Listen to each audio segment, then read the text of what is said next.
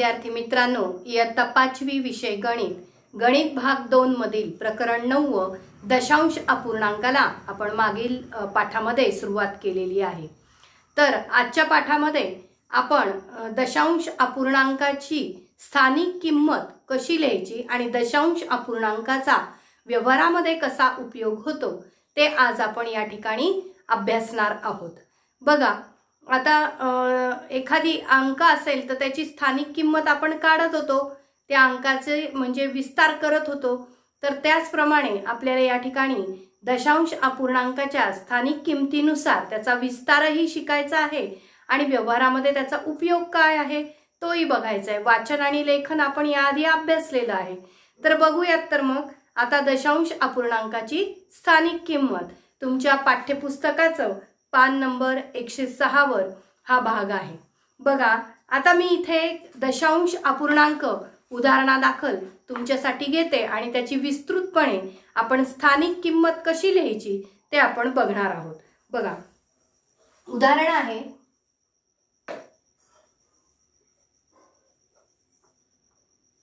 73.82 या पद्धतीचा आपला दशांश अपूर्णांक आहे। मग आता याची स्थानिक किंमत आपल्याला काढायची आहे। त्यावेळेला स्थानिक किंमत काढायच्या आधी आपल्याला त्याच्यातील अंकांचं स्थान जे आहे ते आधी निश्चित करावं लागतं। निश्चित करावं लागतं म्हणजे काय आहे ते आधी आपल्याला शोधून काढावं लागतं आणि त्यानुसार त्याची किंमत आपण लिहिली आणि त्या सर्व अंकांच्या स्थानिक किमतीची बेरीज केली की आपला दिलेला दशांश अपूर्णांक हा तयार होणार आहे। बघा, तर 73.82 ही संख्या मी मोठ्या अक्षरात या ठिकाणी लिहिते। 73.82 आता पहिल्यांदा आपण दशांश चिन्हाच्या अलीकडे म्हणजे दशांश चिन्हाच्या डावीकडची जी संख्या असते ती असते पूर्णांक संख्या। हे तुम्हाला माहिती आहे, मागील पाठात आपण हे अभ्यासलेलं आहे। दशांश चिन्हाच्या डावीकडची संख्या ही पूर्णांक संख्या आहे आणि दशांश चिन्हाच्या उजवीकडची जी संख्या आहे तो दशांश अपूर्णांक आहे। मग पहिल्यांदा आपण पूर्णांक संख्येतील अंकांचं स्थान बघूया।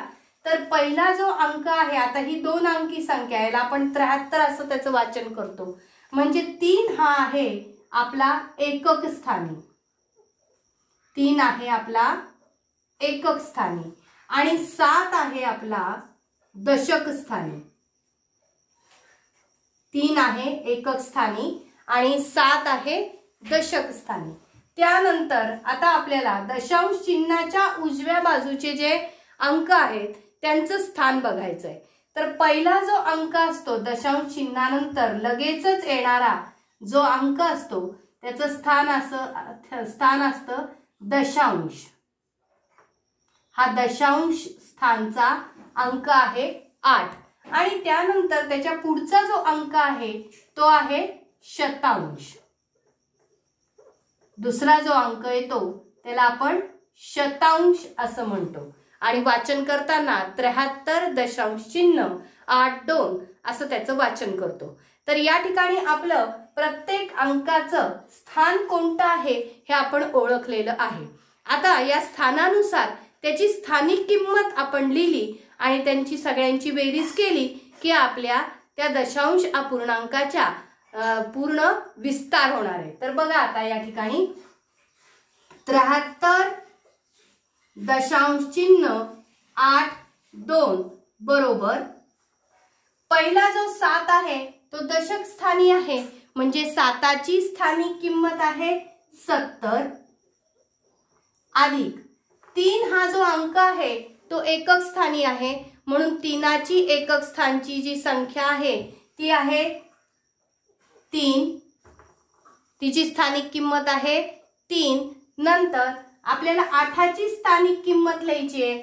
8 हा दशांश स्थानी आहे, म्हणून 8ची स्थानिक किंमत आहे 8/10। दशांश स्थानी आहे म्हणून 8चा छेद काय असणार आहे 10, कारण तो अपूर्णांक सुरू झालेला आहे। नंतर अधिक 2 हा शतांश स्थानी आहे, म्हणजे 2ची स्थानिक किंमत आहे 2/100। 100. आणि या पद्धतीने आपण या दशांश अपूर्णांकाच्या स्थानिक किमतीनुसार त्या अंकाचा विस्तार आपण या ठिकाणी लिहिलेला आहे. तुमच्या लक्षात आलं का? तर 8 हा दशांश स्थानी असल्यामुळे त्याची स्थानिक किंमत आहे 8/10. 2 हा शतांश स्थानी आहे म्हणून त्याची स्थानिक किंमत आहे 2/100. जेवढ्या स्थानाला दुसऱ्या स्थानाला आहे म्हणून इथे 2 शून्य दिले, पहिल्या स्थानाला आहे म्हणून 1 शून्य दिला. या पद्धतीने आपण पडताळा केला. तर अशा पद्धतीचे आता आपण उदाहरणं घेणार आहोत. बघा आता या ठिकाणी दशांश अपूर्णांक आणि त्याचा विस्तार आपल्याला बघायचा आहे.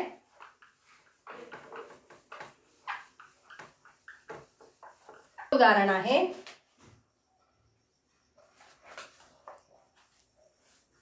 उदाहरण संग्रह 38 जो आहे तुमच्या पाठ्यपुस्तकातला त्याच्यामधलं पहिलं उदाहरण आहे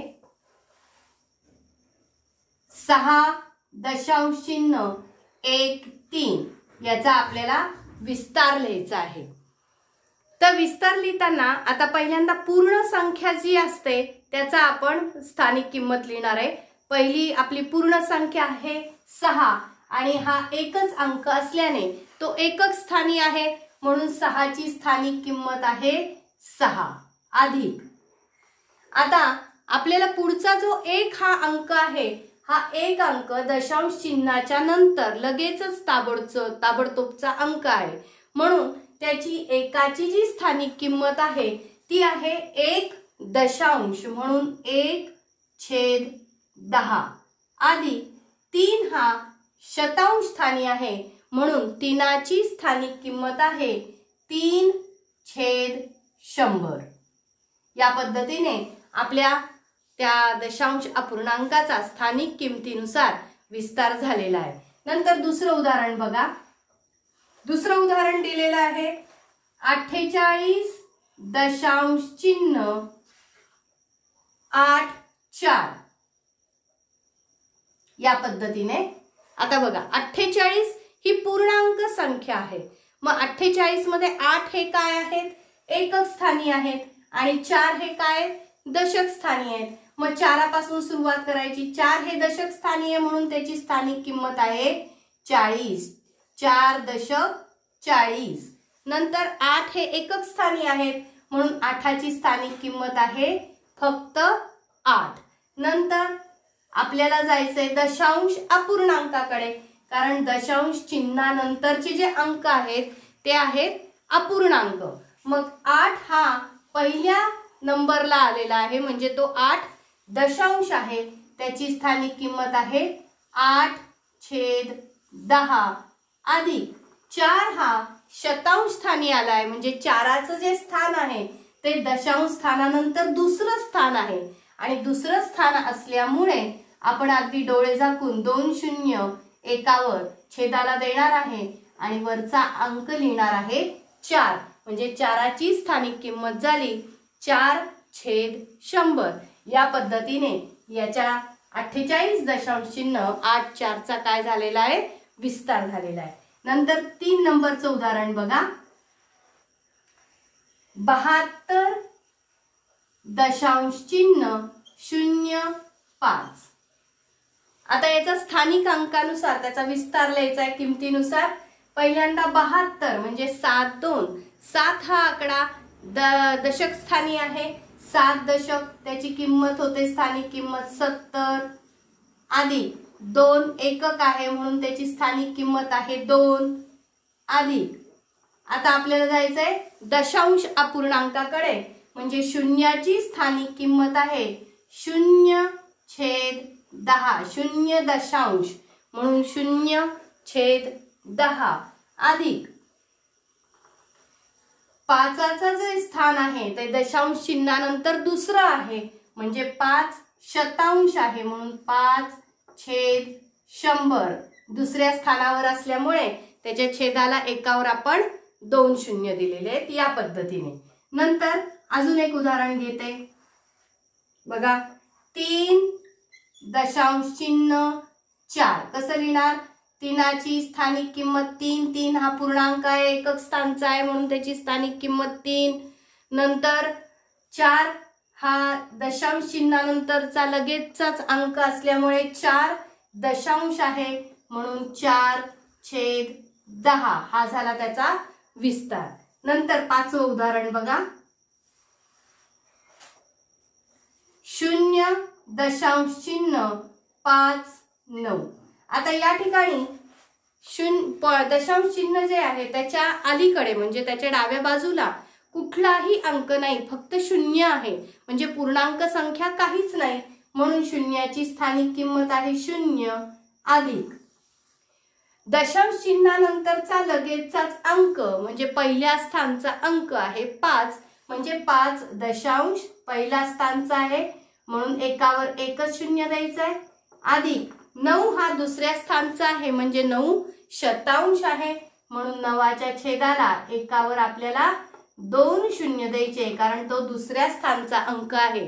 दशांश चिन्हानंतर दुसऱ्या स्थानचा अंक असल्यामुळे 9/100 अशी त्याची काय आहे स्थानिक किंमत आहे। आणि या पद्धतीने आपण दशांश अपूर्णांक त्याच्यातल्या प्रत्येक अंकाची स्थानिक किंमत आणि स्थानिक किमतींची बेरीज करून त्याचा जो विस्तार आहे तो आपण या ठिकाणी अभ्यासलेला आहे। आता आपण बघूयात की व्यवहारामध्ये दशांश अपूर्णांकाचा उपयोग करताना कसा आपण त्याचा उपयोग करू शकतो त्याचा आता आपण अभ्यास करणार आहोत। विद्यार्थी मित्रांनो, या ठिकाणी व्यवहारामध्ये दशांश अपूर्णांकाचा उपयोग कसा करायचा ते आपण बघणार आहोत। मी सुरुवातीलाच मागच्या पाठामध्ये तुम्हाला दाखवलं होतं की आपल्या औषधांच्या गोळ्यांची जी स्ट्रीप असते त्याच्यावर त्याची MRP लिहिलेली असते म्हणजे त्याची किंमत लिहिलेली असते आणि ती किंमत दशांश अपूर्णांकाचा उपयोग करून असते। उदाहरणार्थ 24 दशांश चिन्ह 50 म्हणजे 50 असं लिहिलेलं असेल तर आपण त्याचा अर्थ काय म्हणतो की 24 रुपये आणि 50 पैसे।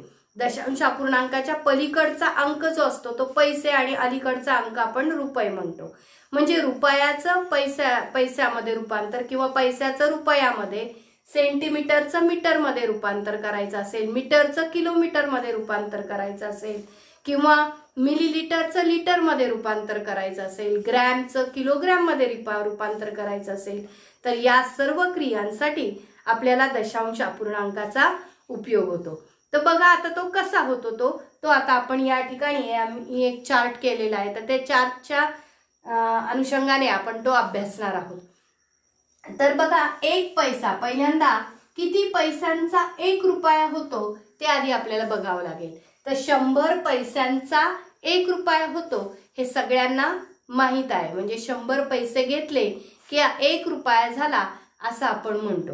मग आता या ठिकाणी माझ्याकडे 1 पैसा आहे म्हणजे माझ्याकडे किती रुपये आहे, रुपयाच्या जर भाषेत आपल्याला बोलायचं असेल तर आपण कसं म्हणणार आहे, तर 1 पैसा म्हणजे मला काय म्हणता येईल, हा 1 आणि त्याचे 100 भाग म्हणजे 1/100 हे काय झालेत माझे रुपये झालेत। 1/100 हे काय झालेत रुपये झाले। 1 पैशाचे रुपये करायचे असतील तर 1 पैशाला मला 100नी भागावं लागेल, म्हणजे एकाचा 100वा भाग घेतला की मग माझा काय होणार आहे, तो रुपया होणार आहे। म्हणून या ठिकाणी माझे 1/100 रुपये झाले। आता हे मला दशांश अपूर्णांकामध्ये मी कसे लिहिणार, तर पूर्णांक काहीच नाही म्हणून 0, दशांश चिन्ह 1 हा कोणत्या स्थानी आहे, तर शतांश स्थानी आहे कारण त्याचा छेद किती आहे 100 आहे, म्हणजे दशांश स्थानी कुठलाही अंक नाही म्हणून मी इथे लिहिणार 0 आणि नंतर लिहिणार 1, हे काय झालेत माझे रुपये। 0.01 रुपये म्हणजे माझा काय आहे 1 पैसा आहे। या ठिकाणी पुढचं उदाहरण बघा, 50 पैसे। 50 पैसे म्हणजे किती रुपया झाला, तर कसं लिहिणार, 50 पैसे म्हणजे हे 50 भागिले किती पैशांचा 1 रुपया होतो, तर 100 पैशांचा 1 रुपया होतो म्हणून त्याचे 100 भाग करावे लागतील, भागिले 100 एवढे काय झालेत माझे रुपये। 50/100 रुपये म्हणजे झाले माझे 50 पैसे। मग असं एवढं अवघड आपण बोलणार का 50/100 रुपये? नाही. मग दशांश अपूर्णांकामध्ये ते लिहिलं आणि वाचलं की ते आपल्याला सोपं पडेल. मग आपण कसं लिहिणार की पूर्णांक काहीच नाही म्हणजे रुपये काहीच नाही म्हणून इथं पॉइंट, शून्य, दशांश चिन्ह किती आहेत? 2 अंक आहेत, 5 आणि 0. 5 हा दशांश स्थानी आणि 0 हा शतांश स्थानी म्हणून 50 रुपये असं आपण या ठिकाणी म्हणणार. 0 दशांश चिन्ह 50 एवढे काय झालेले आहेत? 50 पैशाचे रुपये झालेले आहेत. नंतर 75 पैसे आहेत. 75 पैसे म्हणजे किती रुपये झाले? तर 75 भागिले 100 एवढे काय झाले? रुपये झालेले आहेत. कारण 100 रुपयांचा 1 रुपया होतो. हे मी परत तुम्हाला सांगते. 75 भागिले 100 रुपये. मग हे लिहिणार कसे आपण? 0 पूर्णांक पूर्ण झाले म्हणून इथं दशांश चिन्ह दिलं. 7,5 एवढे रुपये म्हणजे काय आहेत? 75 पैसे आहेत. म्हणजे या ठिकाणी आपण पैशांचं रूपांतर रुपयांमध्ये केलेलं आहे. म्हणजे पैशांकडून रुपयांकडे जाताना आपल्याला दशांश अपूर्णांकाची मदत ही होत असते. आता बघा या ठिकाणी सेंटीमीटरचे मीटर करायचे. कसं करणार? तर किती सेंटीमीटरचा 1 मीटर होतो? तर 100 सेंटीमीटरचा 1 मीटर होतो. मग मी कसं लिहिणार आता हे?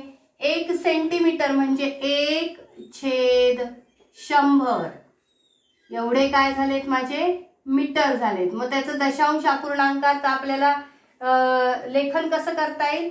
0 दशांश चिन्ह 0.1 मीटर असं त्याचं आपल्याला लेखन करता येईल. नंतर 25 सेंटीमीटर आहे. त्याचं लेखन कसं करणार आपण?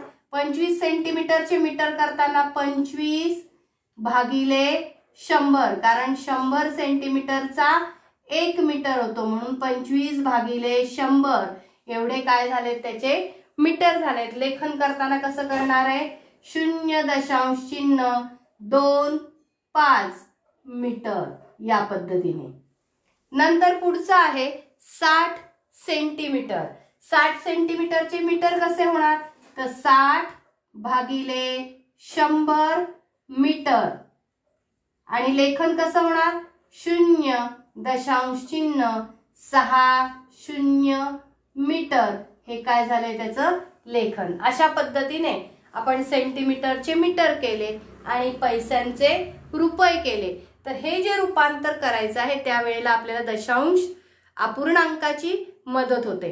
आता आपण काही उदाहरणं अभ्यासणार आहोत आणि त्या उदाहरणांच्या साहाय्याने अजून आपण हे रूपांतर क्रिया जी आहे ती अधिक विस्तृतपणे बघणार आहोत.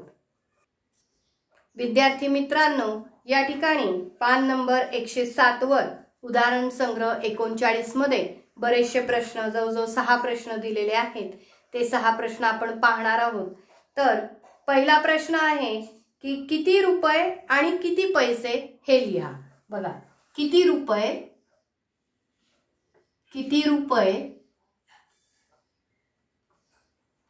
आणि किती पैसे. किती पैसे ते लिहा.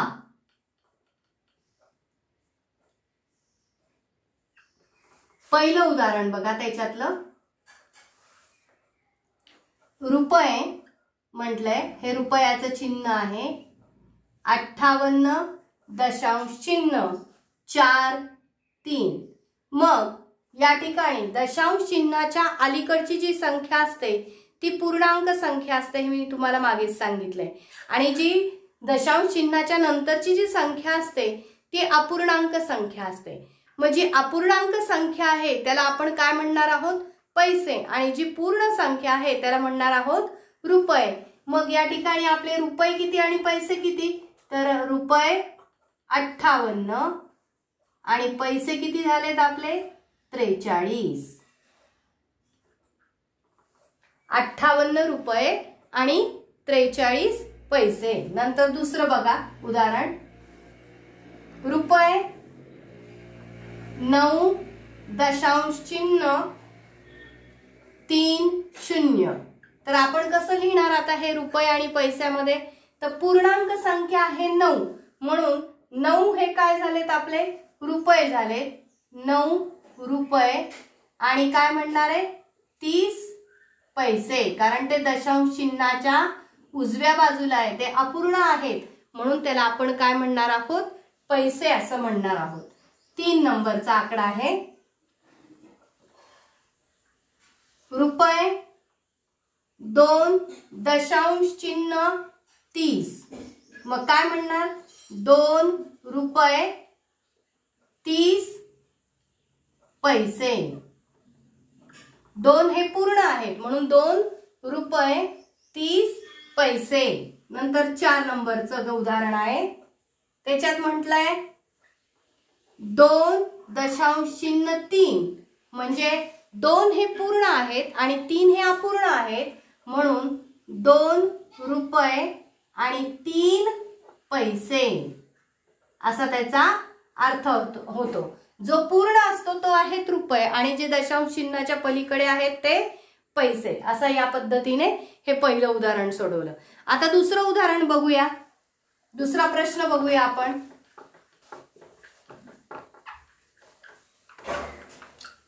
दोन मिनिटं स्टॉप. प्रश्न दुसरा बघा. या ठिकाणी किती रुपये हे दशांश पद्धतीमध्ये लिहा. किती रुपये? आता इथे रुपये पैसे वेगवेगळे लिहिलेले आहेत. आपल्याला दशांश चिन्हाचा उपयोग करून रुपये आणि पैसे लिहायचे आहेत. मग रुपये जे आहेत ते आहे आपली पूर्णांक संख्या आणि पैसे जे आहेत ते आहे आपली अपूर्णांक संख्या. मग पूर्णांक संख्या ही दशांश चिन्हाच्या अलीकडे लिहायची आणि अपूर्णांक संख्या ही दशांश चिन्हाच्या पलीकडे म्हणजे उजव्या बाजूला लिहिली की आपल्याला दशांश अपूर्णांकात ते रुपये मांडता येतील. बघा या ठिकाणी 6 रुपये 25 पैसे. मग आपण कसं लिहिणार? 6 रुपये आहेत म्हणून 6 दशांश चिन्ह आणि 2 5 या ठिकाणी काय म्हणणार आहेत? रुपये. 6 दशांश चिन्ह 2 5, कारण 25 हे आहेत पैसे, म्हणून ती संख्या आपण दशांश चिन्हाच्या पलीकडे टाकली आणि पूर्ण संख्या दशांश चिन्हाच्या अलीकडे लिहिली. 15 रुपये 70 पैसे. कसे लिहिणार?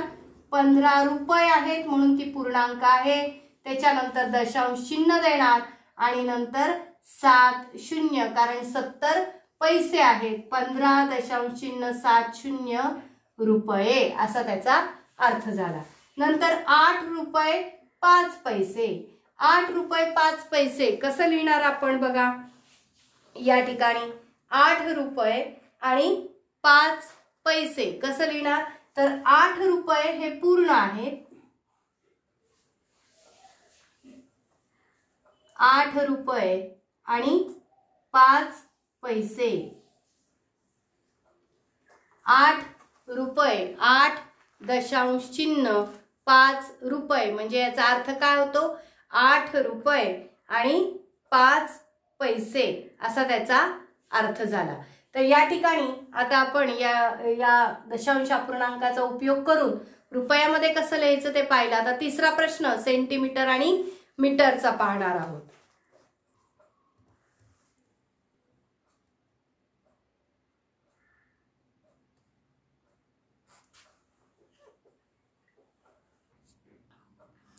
तिसरा प्रश्न आहे किती मीटर आणि किती सेंटीमीटर ते लिहा. मी परत सांगते, पूर्णांक संख्येच्या अलीकडे जे असणार आहेत ते आहेत मीटर आणि दशांश चिन्हाच्या पलीकडे जे असणार आहेत ते असणार आहेत आपले सेंटीमीटर. तर इथं 58.75 म्हणजे 58 मीटर आणि 75 काय झाले? सेंटीमीटर. अशा पद्धतीने. नंतर 9.30 मीटर म्हणजे 9 मीटर आणि 30 सेंटीमीटर. पूर्णांक संख्येच्या दशांश चिन्हाच्या अलीकडे पूर्ण संख्या तेवढी झाली मीटर आणि पलीकडची संख्या झाली सेंटीमीटर. आता इथे काहीच मीटर नाही म्हणून 0 मीटर आणि 30 काय झाले? सेंटीमीटर. अशा पद्धतीने. आता पुढचा जो प्रश्न दिलेला आहे प्रश्न चौथा, तर प्रश्न चौथ्यात त्यांनी सांगितलेलं आहे किती मीटर हे दशांश पद्धतीत लिहा. किती मीटर हे दशांश पद्धतीत लिहा. दशांश पद्धतीत लिहा. किती मीटर हे दशांश पद्धतीत लिहा. मग पहिलं आहे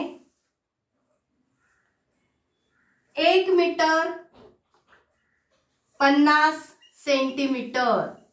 मीटर आणि सेंटीमीटर वेगळे दिलेले आहेत आपल्याला. मग दशांश चिन्हाचा उपयोग करून आता ही संख्या आपल्याला लिहायची. 1 मीटर म्हणजे पूर्णांक संख्या, म्हणून 1.50 हे सगळे काय म्हणणार आहे आपण, मीटर म्हणणार आहे. इथे दशांश चिन्हाचा उपयोग केल्यामुळे सेंटीमीटर हे म्हणण्याची आपल्याला गरज राहिलेली नाही. 1.50 हे काय झाले, मीटर. दुसरं उदाहरण आहे 50 मीटर 40 सेंटीमीटर. 50 मीटर 40 सेंटीमीटर, म्हणून मी त्याला सेमी असं म्हणते, सेंटीमीटर. मग आता 50 मीटर आहे म्हणून 50.40 हे काय म्हणणार आहे मी, मीटर. 40 हे सेंटीमीटर म्हणून ते अपूर्णांक आहेत. ते अपूर्णांक आपण दशांश चिन्हाच्या पलीकडे टाकणार आणि पूर्णांक संख्या दशांश चिन्हाच्या अलीकडे लिहिणार. शेवटचं उदाहरण आहे तिसरं, ते आहे 10 सेंटीमीटर. बघा 10 सेंटीमीटर. आता या ठिकाणी मीटर काही म्हटलेले आहेत का, तर मीटर काहीच म्हटलेले नाहीयेत, म्हणून मीटर काय असणार आहेत, 0 मीटर. म्हणून आपली पूर्णांक संख्या आहे 0. दशांश चिन्ह जेवढे सेंटीमीटर आहेत ते आपण पलीकडे लिहिणार, ते आहे 10. याला म्हणणार आहे मीटर. अशा पद्धतीने, या पद्धतीने आपण दशांश चिन्हाचा उपयोग करून सेंटीमीटर, मीटर त्याचं लेखन कसं करायचं, दशांश अपूर्णांकामध्ये लेखन कसं करायचं, रुपये पैशांचं दशांश अपूर्णांकामध्ये लेखन कसं करायचं, या सर्व गोष्टींचा अभ्यास या पाठामध्ये आपण केला. आता पुढील भागामध्ये आपण त्यांची बेरीज आणि वजाबाकी ही आपण अभ्यासणार आहोत. धन्यवाद.